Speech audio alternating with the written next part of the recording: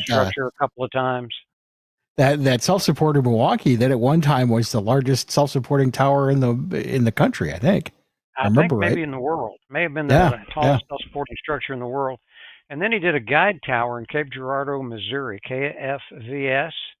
If you've ever heard okay. of that one, it was 1,676 feet tall when it was constructed, and it was the tallest man-made structure at the time.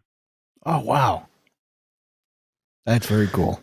So just to let y'all know, this the stream is live. Not that it should change what we're doing, but just be aware that the stream is live. But we're not starting the show for another 4 or 5 minutes, though. Go ahead. Yep. Yeah, that Channel 6 tower in Milwaukee for years had lights up the legs and everything. And yep. Yeah, that's an amazing tower. Did you know a gentleman named Charlie Lomas? No, I know the name, never met. Yeah. Charlie, I think, put the lights on there back many years ago. I worked for Charlie for a couple of years out of Menominee Falls. Okay. So, yeah, I've bounced around Milwaukee and all around Wisconsin. We built, I forget the call letters. Bob Wickham, I believe, was the chief engineer in Madison at a station. I can't recall the call letters right now. But anyway, a lot of radio and TV stations, towers, and antenna systems. Sure. Yeah, well, I know, let's see, Madison, there's the big WMTV tower along the Beltline there. That's a big one. That's not the one. That's not the one. No, I think that's the black and white one. Gotcha. Oh, yeah. No, there's a lot of, this part of the country, there's a lot of tall towers. Where are your stations scattered? Midwest? Yeah, for many years I was in charge of Madison and Milwaukee with Intercom, and then I left there to this family-owned company. It's just centered in Wisconsin. We've got from southern Wisconsin all the way to northwest Wisconsin. So all of our stuff is just right along the freeways in Wisconsin. Right. That's fantastic. I worked on one at Fort Atkinson, Sparta. Fort Atkinson was probably one of mine. We have the station at Fort Atkinson. I think it was a 12 bay FM, if I'm not mistaken. Maybe a 450-foot tower, 400-foot tower back then, something like that. Yep. Yeah, and that actually is still there. Yeah, we're not on that one anymore, but that's still there. That's owned by American Tower now. Yeah. We have a different tower down the road now. But yeah, I'm very familiar with that tower. Yeah. La Crosse and La Crescent. I used to work over there. I got stations in La Crosse and La Crescent too. Yeah. Out of Des Moines, we traveled all that country, took care of a lot of stuff. And, that's Chris. That kind of killed us. I'm sure I've seen a lot of your towers then. I knew that Jim was going to be an amazing guest, but I didn't know it'd be like old home week here. Yeah, really. Well, I work with still, he's retired now, Gary DeJarlis. I don't know if you know Gary. I knew the name, but he and I were not friends. I know the name. Yeah. Yeah. So he's actually out of La Crescent, I think now. He's retired, but I still use him to help with a lot of the jobs we have. But I'm sure I've seen, again, because I have towers and stations in La Crescent and La Crosse, so I'm sure between that and Fort Atkinson and everywhere else, I've seen a lot of your work. Yeah. It will blow you away, though. See, I started the business in Sioux Falls in 1969. Are we ready to do something, Kirk? Oh, just about. Just 30, 40 seconds away. But go ahead with your Sioux Falls. You got started. Yeah. Anyway, that's where I started my business, up in Sioux Falls, and got beat up by the winter quite a bit there. So we ended up opening an office down in Cedar Hill near Dallas. Much better weather. Yeah, it's really tough to work in the Midwest. Short days, cold as heck. Yep. Wind and ice. Jim, you must be a lot older than you look if you started your business in '69. Wow. I was 22. Yep. Wow. But I'll tell you what, I was very experienced already, as you have seen from the newspaper article, just that one. And even prior to that newspaper article, I had worked quite a few summers learning from the ground up. All right, we're going to start here. So we're going to full screen me, and I'll bring us in. Jim, we take several commercial breaks during the show. One of them does come up not too long after the introductions. So here we go. Well, hi, everybody on the network. Glad you're joining us. You're watching live. If you're seeing this part, we're getting ready to do This Week in Radio Tech, our 687th episode, engineered as usual by Suncast, who's adroitly at the controls. All right, here we go with this week's episode with Jim Tyner as our guest and Chris Tarr is along. We'll start the show in 3, 2. Hey, welcome into This Week in Radio Tech, the show where we talk about everything from the microphone to, we're going to talk about the light bulb at the top of the tower on this episode. I'm Kirk Harnack here in the Telos Alliance studio in Nashville, Tennessee. It's an amazingly beautiful, still kind of winter day, but it's late winter. We're about to hit spring any day now, pretty soon. And it's just a gorgeous day here. I was talking to a friend of mine in Saskatoon, Saskatchewan, Canada, just a little while ago. He said it was something like 28 degrees there, and they had almost 1.5 feet of snow on the ground. And I said, dude, it's 78 degrees in Nashville. My goodness. Well, that's enough for the weather report. We've got Jim Tyner as our guest today. We'll introduce him in just a minute. But first, let's chug on up to Mukwonago, Wisconsin for Chris Tarr. Hey, Chris, good to see you. Hey there. Good to be seen. We've had just an amazing stretch of beautiful weather here. We were in the almost to 70 for a couple of days there, and now it's going back to normal. And we got some rain in 40s and probably going to get into the 30s again. But I was able to enjoy a couple of days of really nice weather, got some work done, was able to get out in the field to a couple of transmitter sites that normally I wouldn't get to this time of year. So, it's been wonderful. And now back to normal. But here we are. Glad to be here today. And a little bit of time indoors away from the yucky weather. Sounds like we had good weather for building tall towers, and we got the right guest to talk about that. This is a gentleman who I have known his name for years. I've actually, in a roundabout way, done business with him for some years, but I'd never shaken hands with him. And I guess I still don't get to shake hands with him until I see him at the NAB show coming up in April. Please welcome Jim Tyner, the CEO of Tower Elevator Systems. Jim, welcome into This Week in Radio Tech. Thank you very much, Kirk and Chris. Happy to be here. Jim, my goodness, we're going to talk about not only towers, but we're going to talk about elevator systems in towers. It's a really niche topic, but I think it's fascinating. But give us a little elevator speech on who Jim Tyner is and why you and your family have been in the tower business for, oh my goodness, over 80 years, maybe? It's been a long time. I am second generation. My dad is a very young guy starting out and work down in Texas. Went to work for the power company and learned to climb poles. And somehow from there, he ended up working for a company out of Oklahoma that was building a number of different things, but part of that was AM radio stations, including the towers and the ground systems. So he was one of the early guys that got experience at the time when towers started getting taller and larger, and that was probably 1940 or maybe late 30s that he was helping with the AM constructions around the country, working for John F. Beasley out of Tulsa, I think it is, or Oklahoma City. And at some point, he felt like he knew enough about it. He could start his own business. There was a boom in tower construction. And in 1948, he started his own business. And one other gentleman, an accountant person, came with him to found that company. And I grew up, since that was 1948, I had just been born. So throughout my early years, I was around the tower business. Unfortunately, my father, in an accident, fell 600 feet, got killed in 1970 or 70, I think it was 70. He was a young man, only 61 years old. I had started my business in 1969, and unfortunately, I was not working with him anymore and wasn't on that job site. But from 1969 on till about 2004, possibly, I worked exclusively on broadcast and primarily tall TV towers. As you know, some of the really tall ones have elevator systems in them.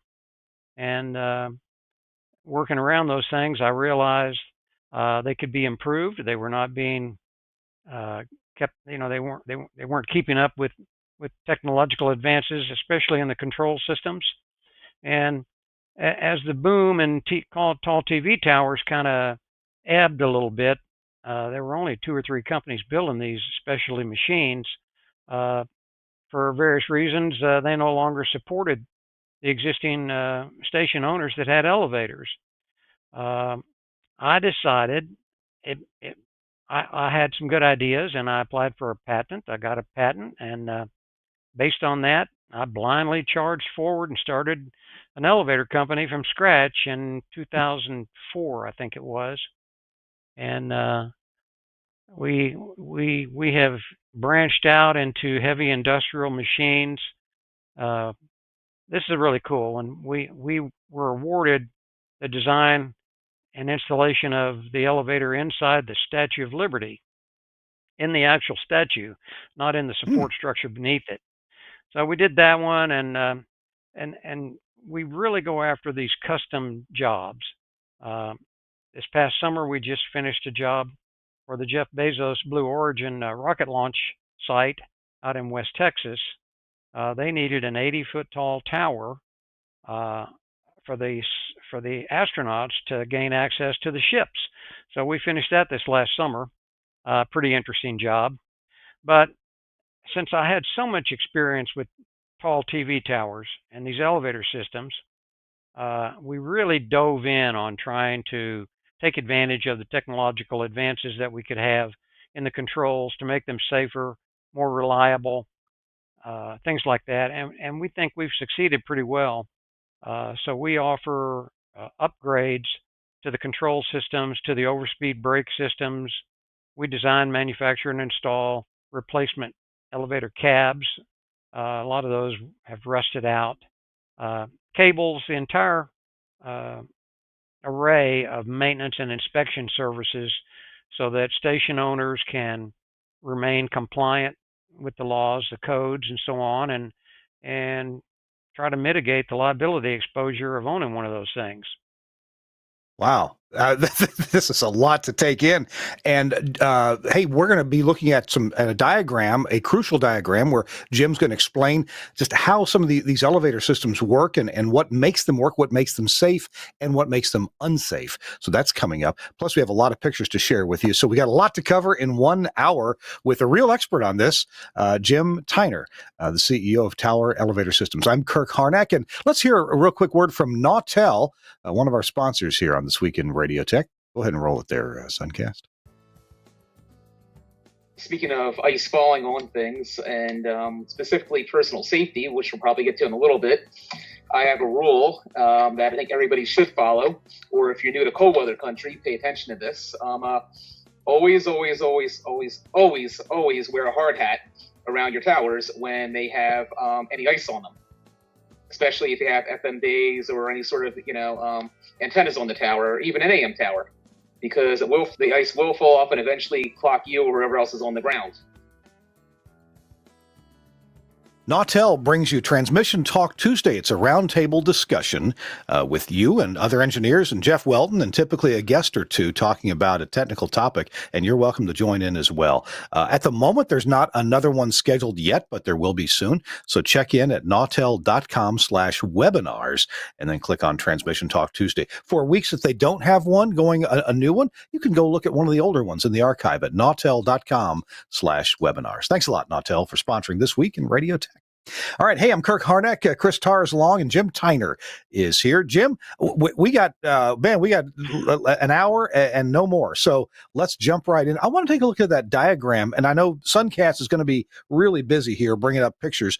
But Suncast, if I emailed you that diagram, and it's ready. Okay, good. Jim, can you start us off with this? Most of our audience knows what a tower is, although we don't necessarily know when a tower deserves an elevator. So maybe you can kind of hit that at the same time that you're telling us about how they're put together. Well, just to answer that last question, the tower guys think that every tall tower should have an elevator, and that Of it course. deserves it. Yeah. So, other than that, there's economic analysis that a station owner uh, probably undertakes to make a decision if he's going to purchase an elevator and maintain it, be exposed to the liability of having the thing on his property and his work site.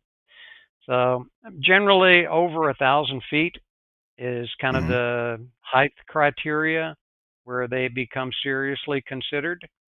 I think the more uh, broadcasters you have, the more systems that are mounted on a tower, the more likely the economic value becomes a strong consideration for developing an elevator on a tall tower. Uh, Yeah. they are highly prized when there is a burnout or an emergency, and they'll save money every time someone needs to maintain the tower. So I you'll hadn't thought about see, it that way. Okay. Okay. yeah, very few of the 2,000 foot max height by FAA rule, uh, primarily in the Midwest. Most all of those are going to have elevators. There's a few around, and I promise you, the guys that have to climb 2,000 feet are complaining loudly all the way that climb. Yeah. Yeah. If where does a tower owner have more liability? A tall tower without an elevator, or a tall tower with an elevator, or is it just different kinds of liabilities going on? Well, there's two distinct liability concerns. A tall tower is inherently hazardous, and an owner has to go to great pains to make sure that access to that tower is limited to only those people that are qualified. That's true of any tower, regardless of height. But on a tall tower where there is an elevator installed, you create additional hazards, additional risk, and liability. So, there again, not only does the owner need to pay attention to maintenance of the tower structure, the support structure, but now he's got a mechanism that falls under a whole array of codes and state law about maintenance and so on. So you got an elevator is inherently hazardous on these tall towers. It's completely different in the way it operates and than a commercial building where you get in, push the button, and everything's automatic.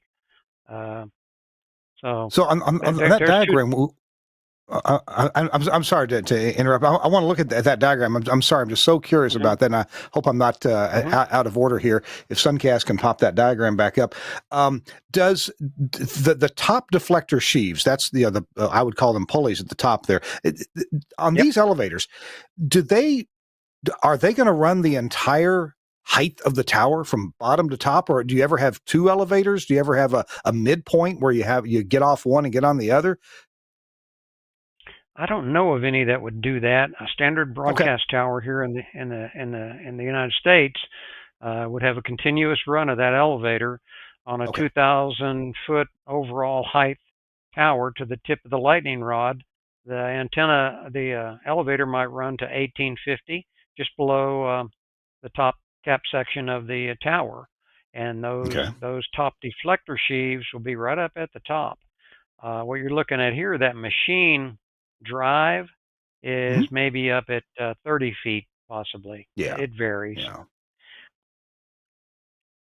So you got to There is, climb to that level. Yeah. Go ahead. yeah, there can be ladders, there can be stairways uh, up to gain access to the elevator car. Besides Um, the fact t- that, mhm. go ahead. No, tell me. I wasn't clear on that diagram how the counterweight is Hmm. attached. Can you tell me Right, about how you size that counterweight and right, how big is the cab of this thing? right. Go ahead and put that drawing back up if you could, please, Suncast. So if you look, it's not titled counterweight, it's Hmm. titled tension weight. And Oh, that's a distinction between this machine and a normal or standard commercial elevator that does have a counterweight. So if he could zoom out on that sketch, it would be good. Oh, I see. Okay, so the that weight doesn't Yeah. go up and down the tower opposite the cab. No. It just No. keeps It's on. tension on the whole long cable. Okay. Right. It's hanging in the belly of the cable, and its purpose is to maintain tension because the machine is a gearbox and a motor, but the sheave is a grooved sheave that creates traction or friction on the cable. This machine is what is called a traction drive. Now, in a commercial building, that machine would be at the top instead of the deflector sheaves being at the top. And you would have a Mm. counterweight hanging on one end of the cable on one side and the cab hanging on the other. So, and the cab and the counterweight both exert tension onto the drive sheaves in a commercial traction machine, creating the friction that is needed on the drive sheave. So here it's a closed loop system. The Hmm. hoist cables, and there are two hoist cables, almost always 5/8 inch in diameter galvanized wire rope. There's two of those attached to the top of the car, and they go up the tower over the deflector sheaves to reroute the cable out of the hoist way and bring it down the side of the tower and around some other deflector sheaves and up over the traction drive sheave that's attached to the gearbox, and then down, as you can see, around a sheave that's free hanging. The tension weights are free hanging. They're just on a guide rail rack. So we have constant tension on that hoist rope so that we maintain control at the drive motor. And there is Hmm. a brake. It's a brake motor, and there's also another independent brake on that drive, uh, so that if it's maintained properly, you hit the stop button in the car, you stop. Um, Up on the car, you asked the size of the cab. The car, it's titled here. Generally, Hmm. two people. You can squeeze three in there. You're limited to what's called a rated load. It can be generally from 750 pounds rated load. You'll see some up to 1,000 pounds. These machines are classified by the code as special purpose personnel. They are not intended to be freight elevators, although it's quite common uh, down through a long history of tower work being done for these machines to have been used to carry freight, transmission line pieces, things like that up and down a tower, when actually they are by code regulated to carry in the people and their small tools and so on, supplies. So if for some reason the motor drive system did not stop a car and it started traveling downward beyond a set speed, there's a governor on top of the car, and there's a big rubber wheel that's attached uh, closely to the guide rail so that it is being turned by the car travel. Hmm. And there's a set of flyweights. It works off centrifugal. It's a centrifugally actuated governor, and Hmm. that's one of Hmm. the things we do during our maintenance inspections and so on. We'll use a tachometer and spin that to make certain that it's set properly. And if it exceeds the set amount, the little flyweights through centrifugal force get extended out and trip the overspeed brake. There's a mechanism that connects from the governor down to the bottom of the car, and this overspeed brake has some very powerful springs on it and on either side, so that it comes in contact with the rail on either side of the car are a couple of dogs. They're Hmm. grooved, heavy wedge type devices that the spring causes to go out and engage the rail, and then they knuckle into place. So that's your overspeed safety brake. The car buffer is just springs that you might imagine down at the tower base. It's not intended to capture a falling car, but Yeah. it will arrest the car if for some reason the bottom over travel limit switch did not uh, cut the system off. And to Wow. give you an idea of Okay. I get, yeah, give you an idea of scale, like it's a three-person cab, maybe two or three, and those deflector sheaves might be 20 inches in diameter, something like that. Okay. Okay. Well, that makes sense. Sounds about right. Um, is Chris Starr still on with us? I hadn't seen him on a triple shot lately. Yeah, I'm here. Oh yeah, there he is. Good. Chris, I've never gotten to ride an elevator. I've climbed plenty of towers, shorter towers, certainly. Have you ever ridden on a tower elevator? I have in Milwaukee, as a Really? matter of fact. Yeah, Oh. yeah. Oh. It's the only time you're ever going to see me on a tower, by the way, because I'm not going to climb. Right. But it's interesting with tower, with the maintenance of these elevators, because they really do need to be maintained. I don't know how many times at one of our towers in Milwaukee where the guys go to climb and the elevator doesn't work, or it's being serviced and it's been out of commission for a long time. And it is one of those things, unfortunately, maintenance wise, it tends to get overlooked sometimes. So having those elevators in working order is really, really important, because nobody, even 1,000 feet, people don't want to climb. So Absolutely. you get these these elevators, and you got to make sure they work, and there's a whole safety routine before they get on them to make sure that they're safe to travel on, and those sorts of things. So most of, or all of our towers that I have now are all fairly short and don't need elevators, although they still complain about climbing a 500-foot tower. So that's going to happen. Sure.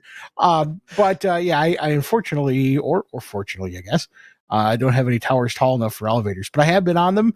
They're a lot of fun. I really, it's an interesting experience to do it. Everybody should do it at least once.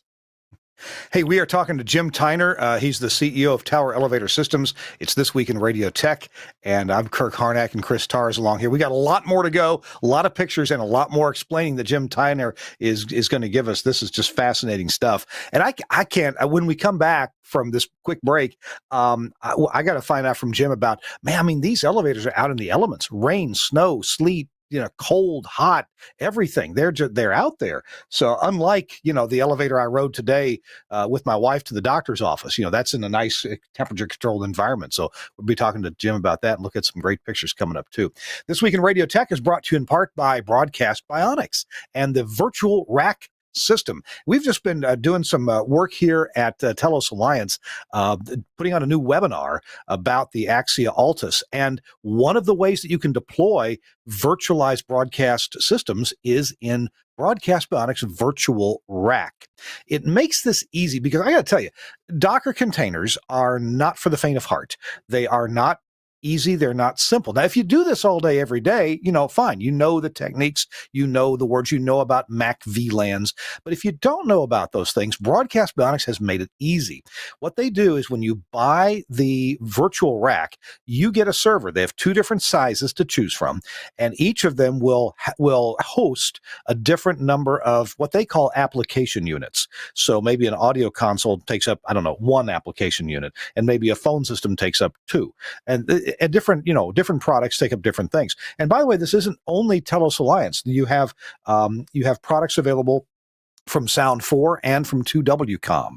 So when you get your virtual rack, you browse into it, and it's like an app store. You pick the broadcast appliances that you want to instantiate in the virtual rack. You click on them, they install. You give it an internet connection, of course, but they install right there within a couple of minutes. I've watched this myself. You can go to an NAB show or get a demo yourself of how this works.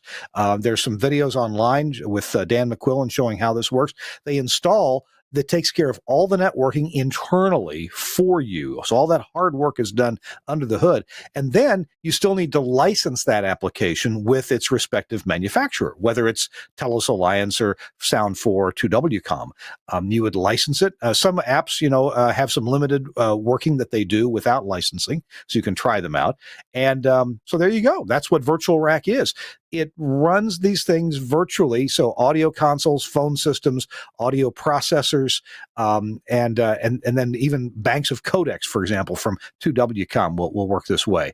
This is there's also the possibility for failover, so you can get two of the virtual rack systems and have a hot standby, a hot failover right there for you.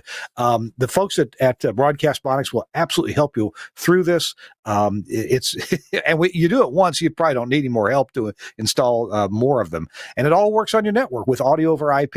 You need to check this out. From Broadcast Bionics, there are several different options for installing virtualized broadcast equipment, and this is one of them, and it's probably the easiest. So check this out from Broadcast Bionics. Really appreciate Broadcast Bionics being a sponsor of This Week in Radio Tech. They are heavily involved in the broadcast equipment world, and they can make you and me look great as station engineers in saving stations money and offering a lot more flexibility. All right, it's This Week in Radio Tech. Chris Tarr is along with us, and Jim Tyner is our guest. Jim, I mentioned before the break the notion that these elevator systems are out in the elements all the time. What does that do to an elevator to be out in the weather? Towers are out in the elements. They're subject to high winds, icing. It's really tough. Corrosive atmospheres, so on. So all of those same concerns apply to elevators too, although in some areas we pick up maybe a few different ones, primarily because of the electronics. As you guys would know, electronics outdoors certainly is a challenge. Corrosive atmosphere, temperature changes, especially very hot days can be hard on those electronics. The cables fall under very strict dimensional code requirements, and hanging up all the way up a very tall tower, the small diameter wires that make up a cable are just not that resistant to rusting. So even though they're galvanized to start with, they don't last as long as a tower structural member might. So it's more challenging to combat rusting and maintain a safe elevator system, more so than a tower. And I think that may be one of the reasons in some cases they get neglected, because they need to be maintained on a more frequent scheduling than a tower would be. Let's take a look at some of these pictures. So, like I said, we got a lot of pictures and not a lot of time. So, hopefully, Jim will pick some of the ones that you want to talk about. What are we looking at here? What's your description? That's an interesting machine. That, believe it or not, that's an elevator cab on the below all of the control panels there, and that is inside the Statue of Liberty. That's the early stage of assembling the machine that we put inside the statue. Wow! And you can see there the enclosures are stainless steel. Everything very robust. If you're familiar with a PLC, and I imagine most of you are, you'll know that there is such a thing called a safety PLC, which encompasses a much higher level of safety than a standard PLC. And that's all we use in any of our machines. From day one, we have only used safety PLCs in our control systems. Okay, let's move on. Next picture. That's an early picture. Yeah. That's the panel that's in that machine. Wow. So that's in the Statue of Liberty now? It is. It is. Wow. Okay. That is so cool. All right. I'm pretty certain that's right. And like actually, the white. Yeah, that's basically the same cab again in some stage of assembly. And the white is a vinyl coating over the stainless steel exterior of that cab to keep it from getting scratched or damaged. That's inside our shop in Round Rock, just outside Austin.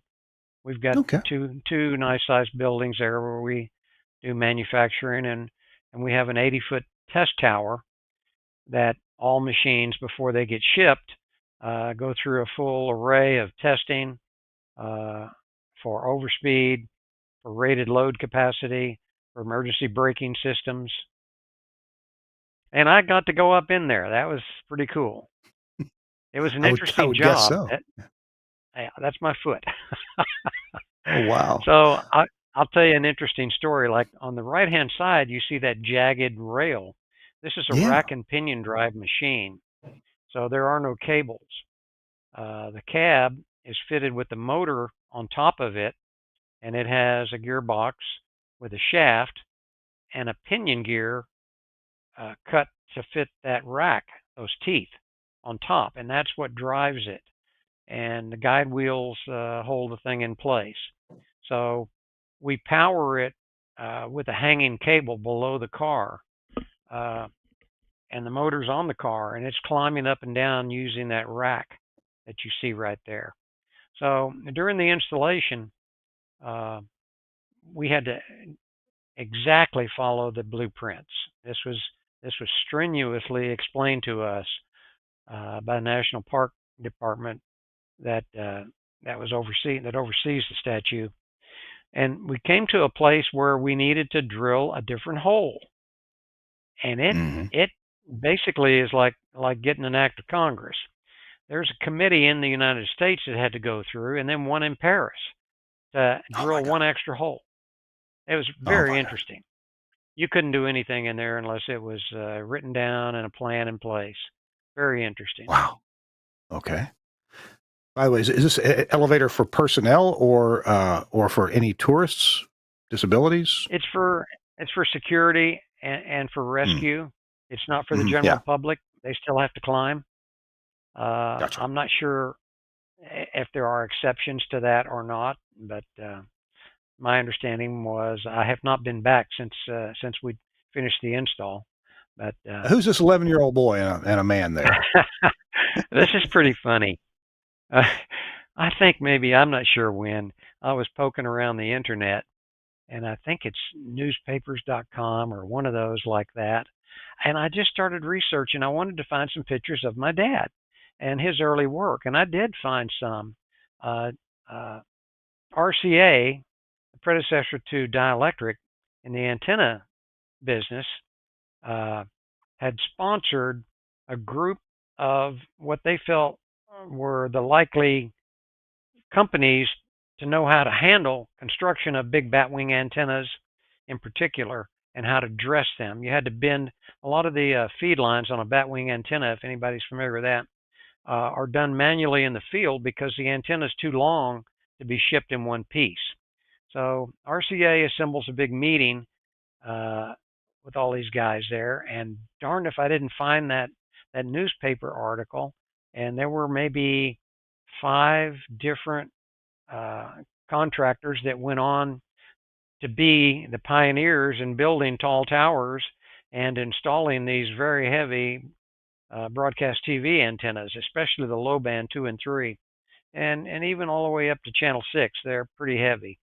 So I found that article of my dad, but then I just kept looking, and this one popped up. There was a newspaper article that was about me. It had 2 pictures and an article like's on the other picture. But I'm 11 years old, and I'm riding on this headache ball, it's called, a lead-filled Oh, my weight. God. Uh, and I'm wearing my gloves because I really did work. I had a tool belt and the whole thing at 11 years old. It's crazy. I had worked a lot of summers before that, though, in the very beginning, learning how to uncrate a box full of bolts, and they were all shipped without the nuts or washers on them, and we needed them assembled for the crew, and I learned how to do that. And then Sure. later on, I got promoted to working on the electrical systems on the ground, where we'd assemble a bunch of conduit and pull the wire in it. And I just could not wait to get up on the towers. So little by little, my dad let me go up on these towers at very early age. I don't know what he was thinking, but it served me well. He taught me how to work. That's what he gave me. Wow. Wow. All right. What are we So looking at here? this is a picture. That's me right there. I don't look anything like that anymore, but I'm free climbing. This is way before OSHA imposed a lot of regulations on climbing, and that's how we learned to climb. I'm not the only one doing that. The industry was built with free climbers, and that's a great big gin pole. I'm working on an antenna. I had 3 men in my crew and an operator and a ground man, and we put that big thing up there and put it together and take down a 10-ton antenna. It's pretty amazing. We climb all over these things. Nobody ever got hurt hardly. Occasionally there would be a fatality, but everybody worked pretty smart and they were quite skilled. But looking back on I'm it, it's thinking about the fatalities that you've known about. Do you feel that fatalities could have been avoided, reduced with the current OSHA, climbing harness and safety requirements? it's hard to say, Kirk. We've Hmm. all seen the pictures of the guys having lunch sitting on an I-beam up in New York or Chicago Yeah, building a yeah, skyscraper. Uh, sure. those things were that's the way steel erection was done. This country was built on the backs of these guys that learned their trade. They were hard workers. There was a camaraderie between them. They helped each other learn how to work safe. Uh, what changed in the tower industry is we went from onesie twosie big tall towers for a TV station to literally hundreds and thousands of cell towers being constructed. The man force needed for that was was just something that had never been imagined. There was no mechanism to manage the hiring, the training, the organization of this workforce, and it's a good thing OSHA has regulations, and it's an excellent thing that the cell providers and the tower consolidators demand safety. In the early build out of the cell systems, there were a lot of accidents, and it's not surprising to me because they had a bunch of guys that had not been tutored, that were just Hmm. hired and put to work entirely too quickly, uh, and that just doesn't work. That's like trying to teach somebody to fly an airplane over this weekend. So the distinction there is dramatic.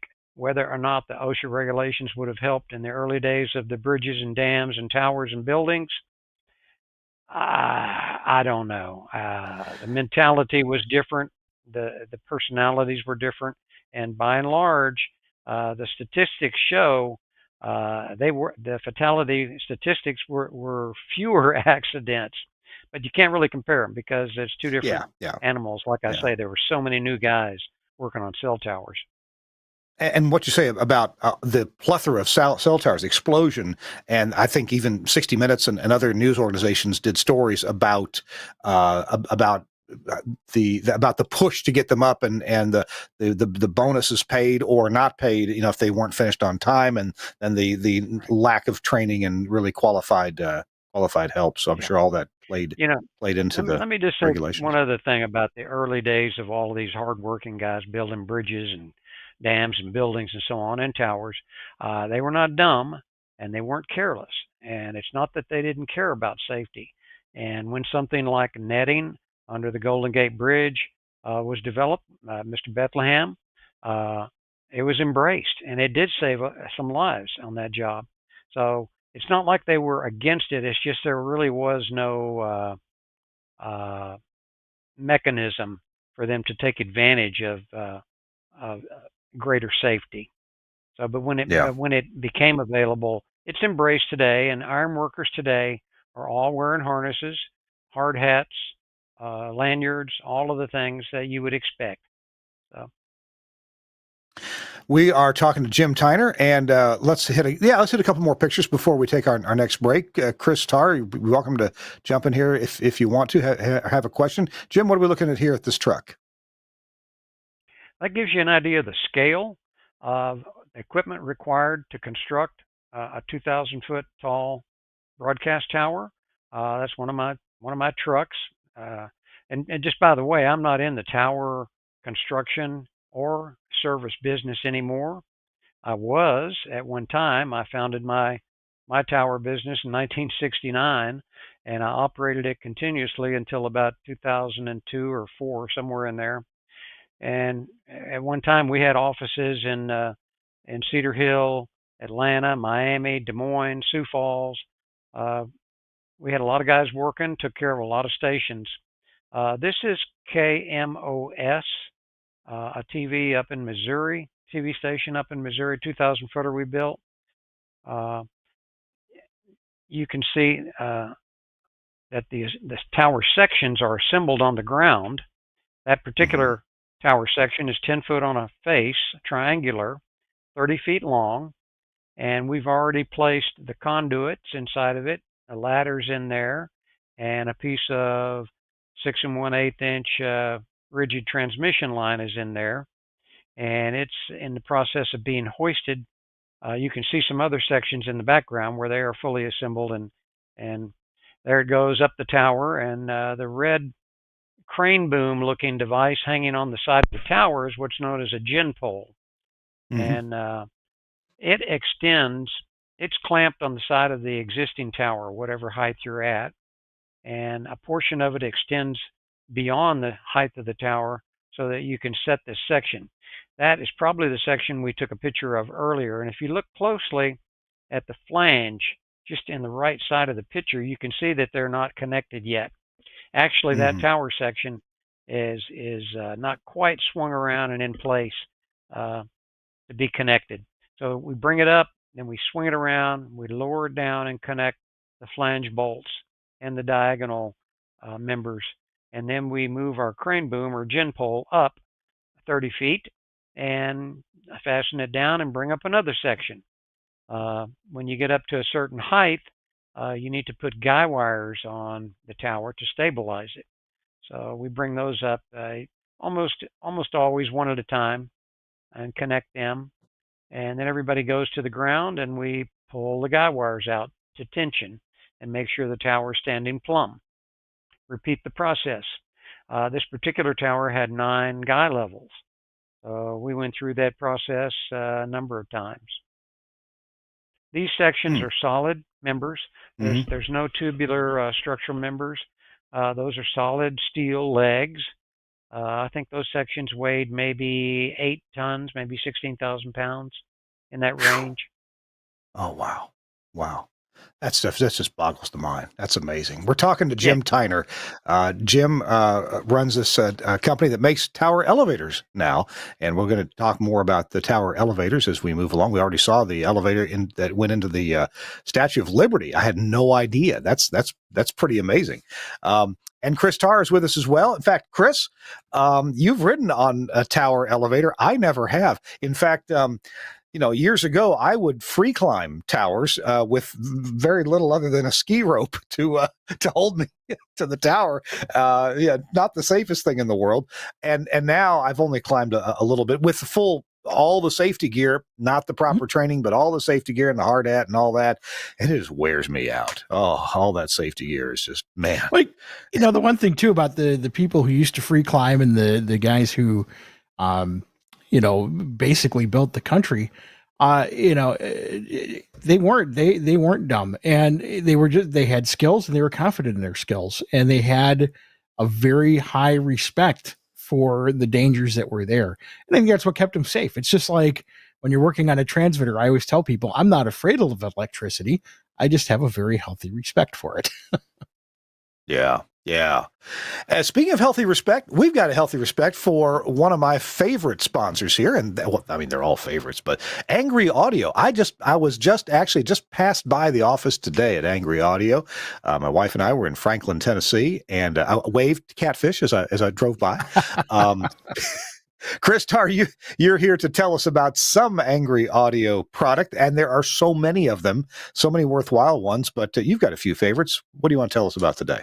Well, today I'm going to talk about the Smooth Mic Processor, and the reason I'm talking about that is I'm putting together. I kind of hinted on Facebook, and there'll be more coming.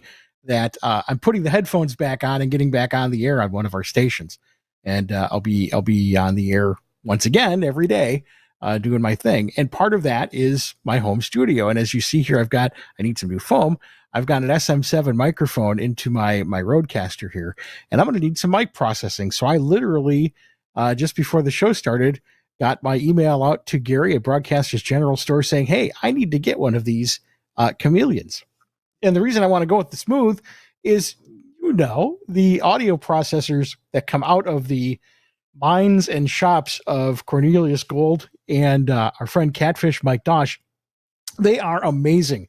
And I had a demo of this smooth mic processor, and it is truly amazing. It sounds fantastic.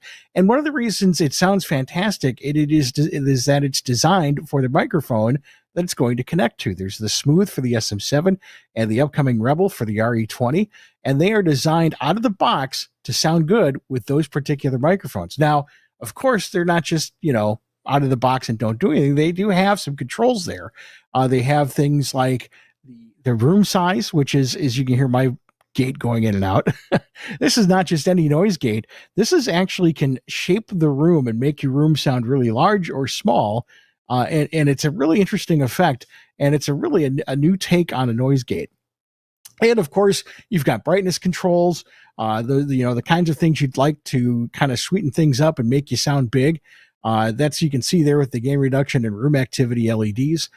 They have built-in power supplies. The audio, Angry Audio and Catfish, they are known for their clean, pristine audio. And of course, every component in there is meant to make your audio sound clean. And then of course, you've got all of the brains that Cornelius Gold came up with to make it sound fantastic. It's really, there's not a ton of knobs. It's not one of those mic processors where you can very easily just go crazy and make things sound really, really bad. You can't make this sound bad. You can make it sound phenomenal, or you can make it sound great, but you can't make it sound bad. It is designed for the SM7 microphone. It's going to make you sound great. Get it today. Find it at your favorite broadcast house where you buy your components. You can talk to Angry Audio directly. It's one of many problem solvers that Angry Audio has come up with, their gadgets and their gizmos. They are fantastic. Check out everything they've got online at angryaudio.com. Problems disappear when you get angry. Angry Audio. I like that. You don't have to go crazy trying to adjust your mic processor. You know why? Because Cornelius Gould has already done that for you. He has gone crazy to make you sound good. Hey, thanks a lot, Angry Audio. And also thanks to Max Connect Group. Max Connect they've had this great idea to build a USB connected sound card that is specifically meant for something that the industry has needed. And that is for, the software audio processing, and that's become pretty popular. The company I work for, Telos Alliance, has the Omnia SST. We're about to have another one as well. And then there's Stereo Tool and Breakaway that are all on the market. Unlike other sound cards, the U192 from Max Connect is purpose-built for software audio processing. Other sound cards may or may not be able to deliver MPX signals properly. It can be trial and error to find a card that works, and even then it may require an amplifier after the output to get the signal level up to where it needs to be for your FM exciter. The U192 allows input and output on the same card, which no other USB card can offer. And Stereo Tool, one of the processors, it and others are world-class broadcast processing suites that deserve a real broadcast audio interface, and that's what the U192 does. So whether you're using Omni SST or Stereo Tool or Breakaway, any kind of software that's got that stereo generator built into it and needs a 192 kilohertz sampled output to give you the analog MPX signal, well, this is it, the U192. And interestingly, this was commissioned by Max Connect Group because Josh Bone, genius that he is, knew that, hey, I can't design this thing. Who could? And of course, he tapped Angry Audio. Mike Dosh at Angry Audio helped design this U192, and so it's really good. But it's not not an Angry Audio product. It's Max Connect, and they will also give you advice and support on it. So check it out at maxconnect.com, MAXXKONNECT for the U192 MPX USB sound card. Thanks a lot, Max Connect, for sponsoring This Week in Radio Tech.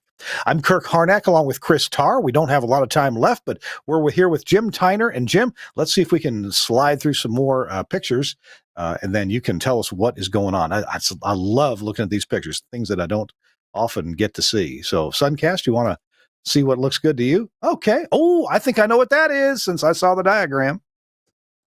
Yeah. What is that, Jim? And this particular one, rather than having the drive up in the base section of the tower, is down on the ground. So it just requires maybe one more set of deflector sheaves.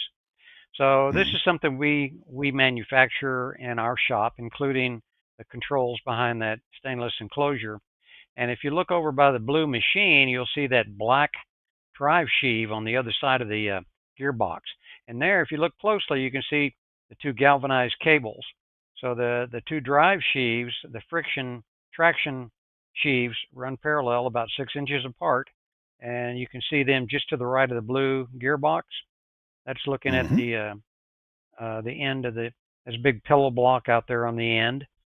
And here, and there's a look at an elevator car up a ways on a tower, and it's got an expanding gate door or gate on it, rather than a solid door like you would find on a commercial building. So we write the software, and we build the boxes and all this kind of stuff, and they're UL classified stuff, inspected. Here's my guys either take. I'm sorry, Jim. When you write the software, you've mentioned that a couple times on these that run on these PLCs. What are some of the key functions that you need to make sure happen, and then what does the software need to make sure doesn't happen? That's a little bit out of my area of expertise. I hire guys that do that, but we need it to start and stop and communicate, and just an array of the operational functions have to be written in, and they've got to be tested exhaustively to make sure that the code doesn't have any glitches in it. So it's all of the things you would imagine for a control system. What does the software or something else keep the motor from going really fast? Like let's say you're going to go, 1,000 feet up. I'm sure there's a speed at which it's supposed to go. Is the motor kind of self-regulating by the way it's built, or does the software tell it what to do? We use VFD, variable frequency drives, that allow us to program in a ramp start and a ramp stop. We use encoders. We use encoders that measure the elevation of the car, and we have what's called an HMI, which is a little screen, a visual depiction that'll tell you the elevation of the cab on the tower, and we can program in. This is kind of interesting. You've got all of the mechanical hazards, the climbing hazards, all those things, but on broadcast towers you have RF hazards and a lot of rules and regulations about that. So it's possible for us to program these elevators to not exceed a certain height until you type in a code or swipe a card. And we also log all of the operations. We know who operated it because they had to code in all of these things. So that's what I meant earlier by bringing it up to a more current technology and taking advantage of that technology to bring a safer work environment for the people. Back to that picture. Yeah, back to that picture. I was trying to think of something to say about. So, what code would a base jumper put into the elevator to get up to the top? Yeah, right. Exactly. 911. That's under C. You go to section C for crazy. There's guy wires, man. You get tangled in the guy wires. I know. That picture that was on the screen a moment ago. Was one of my crews actually replacing a car on an elevator, an existing system. So we pull that out of there very carefully. We do not remove any structural members, so it can be a lot of chain fall work, inching it up and over and out to get it out of there. The reason we have to do that is twofold. One, these cars get rusty and they just kind of wear out, but the governor and the overspeed brake are both certified, and they have a PE seal on them. The ones we manufacture that we test on our tower at our shop, our 80-foot test tower, and we don't have a way to retrofit those two key elements onto an existing machine. So if a system will not pass inspection and gets locked out, which frequently happens, the only way we can fix it is to replace the entirety of the cab system that includes the governor to trip the overspeed brake. So that's what's going on here. Wow. Okay. Oh yeah. I don't know if I mentioned about this past summer we did the job for the Jeff Bezos Blue Origin rocket Yeah. launch You said site. that, and I guess we don't want the astronauts climbing the stairs, do we? They're kind of loaded up with Well, stuff, right? and it wasn't just that. We built a machine that would carry a stretcher, pretty good sized machine. In fact, on the Mm. right hand panel of this image, we're lowering the cab down into our tower, and that's an 80. It happens to be an 80-foot tower that we designed and manufactured and installed, and that's our elevator being dropped down into it. Uh, in the center panel of the picture to the left of the rocket ship, you may recognize a stair tower. You see the main large tower in the center. On its left side, you can see stairways. That's back and forth, a stair tower that was there. And now we've installed the one that's in the right-hand panel next to that center tower so that the guys can get access to the upper platform level to gain access to the ship. Wow. Pretty interesting. And there it is. And that's standing on the main tower that we were just looking at. That's a stair tower off to the left. You can see it going down. And then there's a little connecting bridge going into our elevator cab right there. And our 80-foot tower there, we are inside. There's our control panel. And the operator has an HMI, a little operating screen. There's placards off to the right, operating instructions. If you know the codes, you can tap on that screen and do diagnostics and clear faults and all kinds of stuff. We got really cool software. Nice. All right. What's next? That's a nice job we did. Mm. That's the longest stay cable bridge across the Mississippi, north of Baton Rouge, and in the distance you see the two vertical uprights. They're a little over 500 feet tall each, and the near one is the same thing.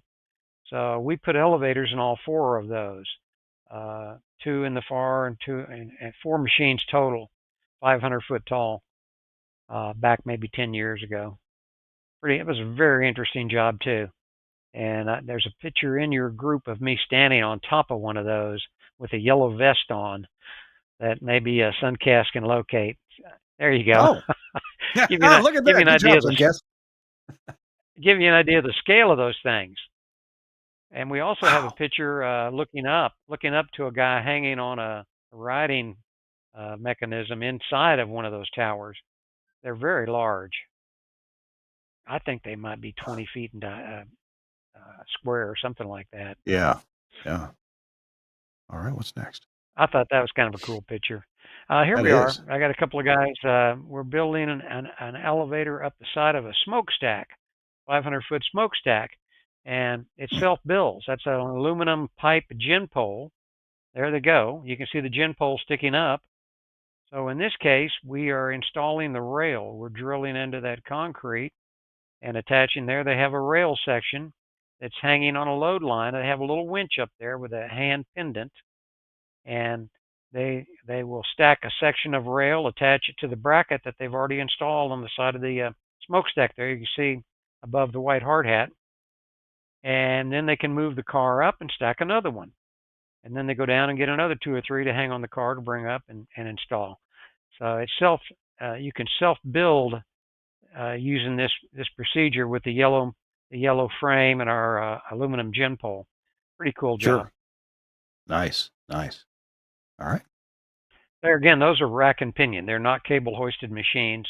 The motor is actually on the car, and it has a trailing cable, a cable that hangs down below it to power it. They're 483 phase. That's looking inside of one of our boxes. Shows you the kind of electronics we build. Wow. That Okay. that one is kind of interesting. If you go back to that picture, if you look on the right, Yeah. you'll see a microphone. I mean, a speaker. Speaker. Sure. So we actually we typed a bunch of instructions in Microsoft Word, and then we converted them text to voice and put them on a SIM card. And you could actually push a button on that particular machine and get operating instructions, emergency instructions, site-specific instructions, all kinds of cool stuff. So it's a talking elevator. Now, if you're doing talking elevators up north, Chris Tarr is a disc jockey now. He told us earlier in the show, and he can do some. He can do the whole Wisconsin accent, and he can add a few "don't you knows" on there. And Oh, coming around you there. Oh, look out Yeah. there. Okay. That's funny. Oh, Okay, yeah, we're we're going to laughing, go up Kirk. You now. happy now? Okay. Yeah. Okay, we're going to go up now. Okay. Hang on. Oh, hang on there. Tell your parents I says hi. Right. Oh my oh God. gosh! All right, we got time for a couple more pictures. Let's get a few more descriptions. What's this? Now that one's a broadcast tower. That's the cable hoisted Ah. machine that we were talking about earlier, and that's inside a very tall broadcast tower. That's what you'd see: an up button, a down button, and there's the rubber wheel that turns the uh, uh, fly weights I was telling you about, centrifugal force. Mm-hmm. That wheel Mm-hmm. travels on that round guide rail as the elevator car moves, and if it were to exceed a set speed, it would trip the governor. The governor would force the overspeed brake to engage. And that overspeed brake, is that a purely mechanical sort of thing that doesn't require power to operate? I probably have a picture of it in here. It's Hmm. cam-like devices that have serrated teeth on them that are Mm-hmm. it's spring-loaded, and if it gets tripped, a very heavy spring forces those dogs up against the teeth, up against the rail, and then they knuckle in. That's a rack and pinion. The other technology, like was in the Statue of Liberty and Yeah. Bezos' job, and there's your dogs right there. On the right hand, the Oh. gold-plated, the anodized, I think it is, or anyway, Yeah. you can see the serrated teeth. That's on our test tower. That's why it's a black iron pipe. We're doing testing for certification. We dropped it Mm-hmm. 100 times, video and numbers and all kinds of stuff. So, and this is the reason I was saying earlier we could not retrofit this thing to an older machine. It's all part of a system. Yeah. Yeah. And those are stainless steel guide wheels down below there. Uh, Impressive. Oh, That's the Statue of yeah. Liberty on our test tower behind our shop Oh, okay. All right. that you were looking at earlier on the floor of the shop floor. Hmm. Yeah. So I think that one had dual motors, dual drives. That's why there's so much above the cab. That's me sitting on a little hoisting machine while we're on that bridge that we looked at earlier. That's a man-rated yellow. The yellow device is a man-rated hoisting winch, Mm-hmm. hydraulic controls, radio communications, lots of safety going on. This is a tower out at the San Francisco International Airport. Uh, if you look right in the center, right down at the bottom, you'll see an elevator cab right in Oh, the yeah. middle of the face, down in the white section. And then if you follow that upward, you'll see the rail. So the guys that maintain that radar convinced the FAA to spend the money, and they hired us to design and put an elevator on there maybe 15 years ago. Uh, Huh. we go back and maintain it. We have a service contract with that. And we work all over the country, and I have a couple of machines in Hawaii. I send a crew there once a month uh, to Oahu for the Corps of Engineers, a big machine underground we did. That's Wow. on the Wow. industrial side. This is so fascinating, and I tell you, we've got to take our last quick break. Jim, what our tradition is, we after our last break, we look for a tip of the week from our guests. So if you can come up with some words of wisdom or something just to wow us that maybe we wouldn't know that you would know, that would be really cool. Our show This Week in Radio Tech is brought to you in part by Broadcasters General Store and the indispensable tool for recording and editing phone calls and other audio quickly and easily in your radio station. It's Vox Pro. We'll be right back. Hey, what's happening? St. John here, coming to you from Command Central, and wanted to tell you about the absolute best partner you can have in radio. I'm talking about, boom, Wheatstone's Vox Pro. Now, a lot of folks have used previous versions of Vox Pro, all awesome, but I want to tell you about some of my favorite new features in 7. And for folks who've never used Vox Pro before, I'm about to tell you why it's an absolute game changer and essential for really fast-paced multi-element radio. Lots of different audio software out there. Why Vox Pro? Because it was designed for radio. It's the only software designed to do what we needed to do, which is record, edit, playback in real time. When I say lightning fast, I'm going to show you how fast you can edit stuff up in Vox Pro right now. So literally 3 clicks on the controller, mark left, mark right, everything that gets marked, you hit delete, it goes away. It's literally that fast. So we're going to take this part right here. Boom. From caller 9 to him saying, I'm ready. Ready for that secret sound. Boom. All of that stuff, hit delete, it goes away. Here's your edit. You are tackling secret sound caller 9. I'm ready, St. John. So one of the best features of version 7, this is awesome. It's effects macros, and you can literally put a chain of effects together so that instead of having to normalize a phone bit and then use noise reduction on it and EQ it and all that, you can literally build a chain. One button, this one's called call right here. I just click that. All of those processes happen instantaneously.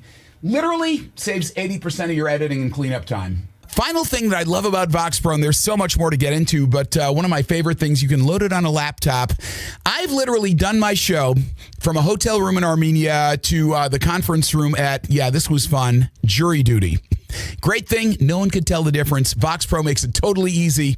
Telling you, if you're looking for the best on-air partner, call my friends at Wheatstone, ask them about Vox Pro, and you will be glad you did. And actually, the place to get Vox Pro is from Broadcasters General Store. They are a dealer for it, and they have sharp pencils at BGS. Go to the website, bgs.cc, bgs.cc, or call them. They love to do phones at 352-622-7700. I've been calling BGS for years, even starting building radio stations with the late Sam Phillips in Memphis, Tennessee. I'd call BGS and talk to those, as Sam would always say, call them pretty girls at BGS and tell them to sharpen up their pencils. So we did. Thanks a lot, Broadcaster General Store, for sponsoring This Week in Radio Tech. All right, we've just got a couple remaining minutes with Jim Tyner, the CEO of Tower Elevator Systems. I should have asked Jim to think of an elevator joke, something about, the business has its ups and downs, but that'd just be too predictable. Right. Jim, what would you like to... Okay, go ahead. It's all yours. Yeah, I think it's pretty important. If any of the engineers get a chance to ride an elevator, it's very tempting. It's an amazing experience to go up a 2,000-foot tower. It's like being in an airplane. And like I say, it's very tempting. But there is an element of caution that you should exercise, and I'd strongly advise you to understand that they're not foolproof. It's easy to go hop in an elevator maybe and go for a ride and have it stop. And now what? You must be prepared to climb down if you go for an elevator ride on a TV tower. Just don't do it unless you've had some training. You never go alone. No one ever should go up a tower alone.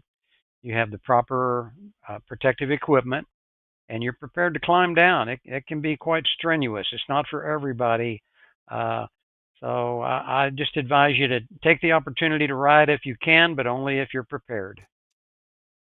That is great advice. In fact, in our prep show, you mentioned this to me, that these are not for fun. These are not just for sightseeing. These are for work. And if you're to ride one, be ready to work if you have to, because you may have to. And climb down. Mm-hmm. Yeah. Jim Tyner, it's been a pleasure, man. It's so great to meet you and hear about your innovations and your inventiveness and your family history in the tower business. So thank you so much for joining me and Chris today. Thank you, Kirk, and thank you, Chris, and Suncast. Thank you, guys. It was interesting. Indeed. I enjoyed it. And I thank Suncast for producing today's show and Chris Tarr for being here. And we're going to have, of course, another show next week. So we'll see you next week. Be sure you hit like and subscribe if you're watching this on whether it's Facebook or YouTube or wherever you're downloading this from or watching it from. We really appreciate the likes and the subscribes. And if you can, get it automatically into your whatever you download podcasts with, that would be great as well. We really appreciate you. And that's it for us. We'll see you next week on This Week in Radio Tech.